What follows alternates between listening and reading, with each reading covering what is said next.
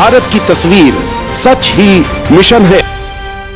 सुनिए बात जी, हम इंटिमिडेट नहीं होंगे, हम नरेंद्र मोदी से नहीं डरते हैं। समझ गए बात? कर लें जो करना है, कुछ फर्क नहीं पड़ेगा। नमस्कार, भारत की तस्वीर में आपका स्वागत है। भारत की तस्वीर में हम चर्चा कर रहे हैं दिल्ली में जो कांग्रेस की सियासत हो रही है। कांग्रेस बेहद उग्र प्रदर्शन कर रही है। पहली बार कांग्रेस के जो नेता हैं वो काले कपड़े पहनकर, जितने भी बड़े नेता हैं, छोटे नेता हैं, सभी मिलजुल कर विरोध प्रदर्शन कर रहे हैं। केंद्र सरकार और नरेंद्र मोदी की जो सरकार है उसके खिलाफ हल्ला बोल दिया है। इन लोगों का आरोप है कि भाई सरकार जो है गरीबी की बात नहीं करती, बेरोजगारी की बात नहीं करती, महंगाई की बात नहीं करती है, सरकार ईडी की बात करती है। जो इनका गहरा दर्द है ईडी। जी हाँ, जैसा कि आप जानते हैं कि नेशनल हेराल्ड मामले को लेकर ईडी के निशाने पर सोनिया गांधी, राहुल गांधी समेत तमाम कांग्रेस के नेता हैं, उनसे लगातार पूछताछ हो रही है। और अब ऐसा लगता है कि कांग्रेस पार्टी के नेताओं के सब्र का बांध टूट गया है। उन्होंने हल्ला बोल दिया है। प्रधानमंत्री नरेंद्र मोदी पर हमला करते हुए राहुल गांधी ने यहाँ तक कह दिया कि वो तो हिटलर है। जिस तरीके से हिटलर अपनी तमाम संस्थाओं की बदौलत देश पे सत्ता पर काबिज हो जाता था, उसी तरीके से प्रधानमंत्री मोदी भी अपनी तमाम सामाजिक जो भी संस्थाएं हैं, जो सरकारी संस्थाओं में इन्वॉल्व हैं, उनकी बदौलत वो जो है सत्ता पर हैं और पूरा तंत्र उन्होंने कैप्चर कर रखा है। जैसे मैंने पहले कहा, जो ऑपोजिशन डेमोक्रेसी में, लोकतंत्र में लड़ती है, वो इंस्टीट्यूशंस के बल पे लड़ती है। मतलब जो देश का लीगल स्ट्रक्चर होता है, जुडिशियल स्ट्रक्चर होता है, जो देश का इलेक्टोरल स्ट्रक्चर होता है, जो देश की मीडिया होती है, उसके बल पर ऑपोजिशन खड़ी होती है। वो सब जो इंस्टीट्यूशंस हैं, वो सब के सब सरकार को पूरा सपोर्ट दे रहे हैं। क्यों? क्योंकि सरकार ने अपने लोग इंस्टीट्यूशंस के अंदर बैठा रखे हैं। हिंदुस्तान का आज हर इंस्टीट्यूशन इंडिपेंडेंट नहीं है। हिंदुस्तान का हर इंस्टीट्यूशन आज आरएसएस के कंट्रोल में है। आरएसएस का एक व्यक्ति हर इंस्टीट्यूशन में बैठा है। राहुल गांधी ने सीधे हमला किया। उन्होंने कहा कि वो प्रधानमंत्री नरेंद्र मोदी से नहीं डरते हैं। अच्छी बात है, आप प्रधानमंत्री मोदी से नहीं डरते हैं। आप कहते हैं कि मुझे डर नहीं लगता, मैं देश में जो महंगाई का मुद्दा है, बेरोजगारी का मुद्दा है, जीएसटी का मुद्दा है, उस पर हम आवाज उठाते रहेंगे। कर लें जो करना है, कुछ फर्क नहीं पड़ेगा। राहुल जी बोलने दीजिए। जी, जो मेरा काम है देश की रक्षा करना, लोकतंत्र की रक्षा करना, देश में जो हार्मनी है उसको मेंटेन करना, वो मैं करता रहूंगा। जी, ये तो सरकार की दमन नीति है कि उन्होंने ईडी छोड़ रखा है और अपने विपक्षियों को निशाने पे ले रहे हैं। जैसा कि आप जानते हैं कि नेशनल हेराल्ड मामले को लेकर जांच चल रही है। और नेशनल हेराल्ड का मामला क्या था? नेशनल हेराल्ड मामला जो एक अखबार, कांग्रेस के द्वारा शुरू किया गया अखबार था, जिसे स्वतंत्रता संग्राम सेनानियों ने मिलकर शुरू किया था। बाद में धीरे धीरे इसमें बदलाव आया और कांग्रेस के चंद नेताओं के इर्द गिर्द ये सारी संपत्ति घूमने लगी और इसी को लेकर ईडी जांच कर रही है और निशाने पर कांग्रेस के तमाम बड़े नेता हैं। लेकिन अब सब्र का बांध टूट गया है। कांग्रेस सड़क पर उतर आई है। प्रियंका गांधी ने भी हल्ला बोला। प्रियंका गांधी जबरदस्ती करती हुई बैठ गई, उन्हें पुलिस वालों ने हटाया, धक्का मुक्की हुई। आप देख सकते हैं किस तरीके से प्रियंका गांधी दिल्ली में बैठी हुई हैं, काले कपड़ों में विरोध प्रदर्शन कर रही हैं। तो राहुल गांधी अपनी टीम के साथ विरोध प्रदर्शन कर रहे हैं।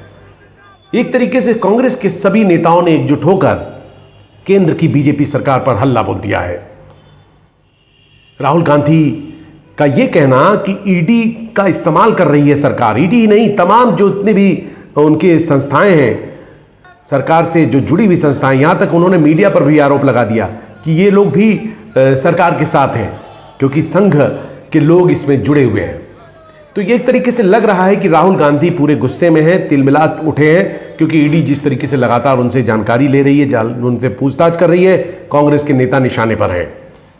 ईडी ने नेशनल हेराल्ड के दफ्तर पर कल सील भी लगा दिया, जिससे भी कांग्रेस के तमाम नेता बौखला गए। उन्होंने प्रेस कॉन्फ्रेंस की, जितने भी बड़े नेता हैं, जयराम नरेश हो गए या दिग्विजय सिंह हो गए, माखन समेत तमाम नेताओं ने प्रेस कॉन्फ्रेंस की और उन्होंने प्रधानमंत्री नरेंद्र मोदी पर हमला बोला, सरकार पर हमला बोला कि ये तानाशाही की सरकार है, ये यहाँ लोकतंत्र खत्म हो चुका है। तो आप देखिए किस तरीके से दिल्ली में घमासान मचा हुआ है। तो सवाल ये होता है, जो सबसे अहम सवाल ये है कि अगर ईडी पूछताछ कर रही है, ईडी अगर अपना अभियान चला रही है, तो क्या उसको साथ देने की आवश्यकता नहीं है कांग्रेस सरकार को, कांग्रेस के तमाम जो नेता हैं? अगर आप दूध के धुले हैं, अगर आपने कोई अपराध नहीं किया है, तो आपको इतना डर क्यों लगता है? आप कह रहे हैं कि जो महंगाई का मुद्दा है उस पर सरकार चुप है, जो बेरोजगारी का मुद्दा है उस पर चुप है, तमाम जो देश में मुद्दा है उस पर चुप है। आपकी बात बिल्कुल सही है, महंगाई बेतहाशा बढ़ी है, इस पर आवाज़ उठाने की आवश्यकता है। लेकिन क्या ईडी के जो कार्रवाई चल रही है इसी के दौरान आप इसकी आड़ लेकर सरकार पर हल्ला बोलकर आप क्या साबित करना चाहते हैं?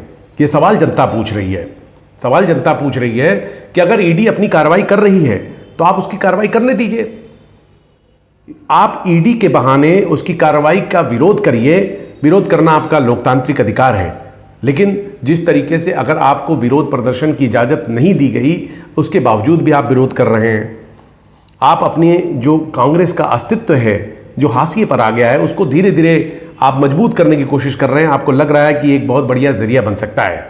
राहुल गांधी बड़े नेता हैं, लेकिन कहते हैं कि मैं मोदी से नहीं डरता। इस लोकतंत्र में सबको मौलिक अधिकार प्राप्त है, कोई किसी से नहीं डरता, सबके अपने अपने दायरे हैं। लेकिन राहुल गांधी जी, आपने जिस तरीके से मीडिया पर भी आरोप लगा दिया, तमाम जो संस्थाएं उन पर आरोप लगा दिया कि मोदी ने कैप्चर कर रखा है, इसलिए हमारी नहीं सुनी जा रही है। क्या ये विचारणीय प्रश्न नहीं है? मानिए अगर आपकी सरकार होती और आप लोग ऐसी कार्रवाई कर रहे होते और इसी तरीके से आरोप अगर विपक्ष के लोग लगाते, जो सत्ताधारी लोग हैं, तो भी सवाल उठता, क्योंकि सरकार का काम है काम करना, लोकतांत्रिक तरीके से काम होना चाहिए। विपक्ष का काम है विरोध करना, लेकिन विरोध के बहाने आप सरकार को जिस तरीके से घेर रहे हैं और सरकारी तंत्र पर जिस तरीके से आरोप लगा रहे हैं, मुझे नहीं लगता कि यह तर्कसंगत कहा जाएगा। क्योंकि आपको मालूम होना चाहिए कि ईडी ने जितनी कार्रवाई बीजेपी के काल में की है, उतनी कभी भी मुखर ईडी नहीं रही।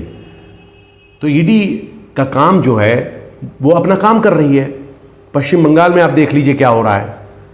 लाख विरोध के बाद भी ईडी कार्रवाई की और जो पार्थ हैं नेता टीएमसी के, जो निकाल दिए गए, उनके पास से कितना कुछ नहीं मिला है। तो ममता बनर्जी ने एक्शन लिया, उनके खिलाफ सख्ती दिखाई। तो क्या एक पार्टी, एक परिवार के इर्द गिर्द घूमने वाली कांग्रेस पार्टी, जो जनता भी सोच रही है, जनता सोच रही है कि कांग्रेस पार्टी जो है गांधी परिवार से बनी हुई है, माने गांधी परिवार के बगैर कांग्रेस का अस्तित्व नहीं है, तो सीधा अगर गांधी परिवार पर हमला होता है, यदि उन्हें कटघरे में खड़ा किया जाता है, तो जनता को भी सोचने का मौका आप दीजिए। आपने क्या किया? आपने सरकार के खिलाफ हल्ला तो बोला, अच्छा काम किया, आपको विरोध प्रदर्शन करना चाहिए, लेकिन पूरे देशव्यापी प्रदर्शन आप कर रहे हैं। अगर इस देश में कोई आम मुजरिम होता है तो उसके बचाव में कितने लोग आते हैं?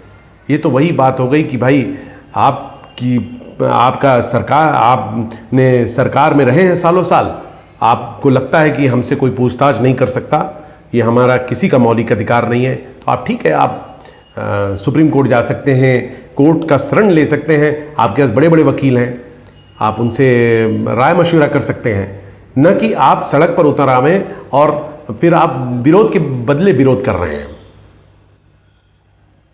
तो अपना ये सोचना है कि लोकतांत्रिक तरीके का जो विरोध होता है, क्या यही लोकतांत्रिक विरोध है? विरोध के बहाने आप विरोध करते हुए समाज, जितनी भी संस्थाएं सरकार से जुड़ी, सबको कटघरे में खड़ा कर रहे हैं।